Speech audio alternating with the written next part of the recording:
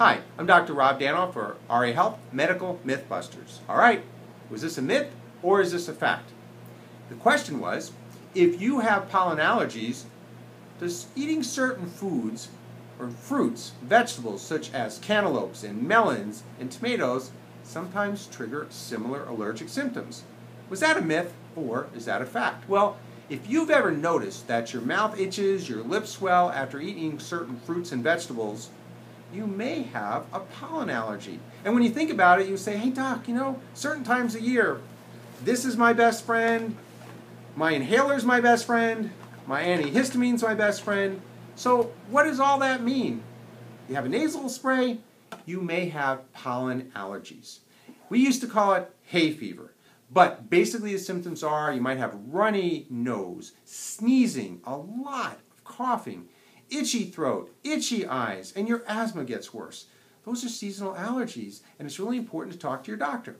So what can you do to prevent them, or at least decrease your symptoms? Well, if you can, avoid working or exercising outdoors between 5 a.m. and 10 a.m.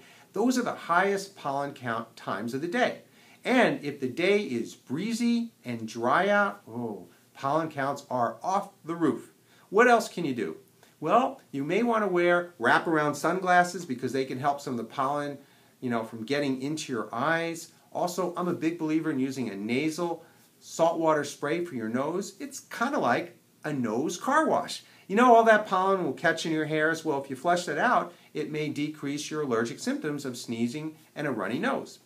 Other things you can do if you're outdoors during that time is really try to avoid activities that stimulate a lot of pollen, such as mowing the lawn at that time, especially if you have allergies. The best thing to do is get your neighbor to mow the lawn or someone else in your house that doesn't have pollen allergies. And what about when you come into the house? What can you do? Well, here's some strategies. Create a pollen room.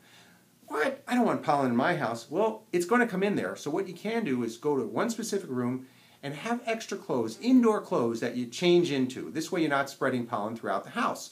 Also, have a wet rag or cloth that you can kind of get the pollen off your hair, the pollen grains, and then keep your windows closed because on those breezy days it's going to blow all that pollen into your house. You want to keep the air conditioner on. And other things you can do is before you go to bed, please make sure you take a shower because pollen can stay in your hair. By taking a shower, you're washing all that off and it's not going onto your bed sheets and it won't trigger allergies throughout the night.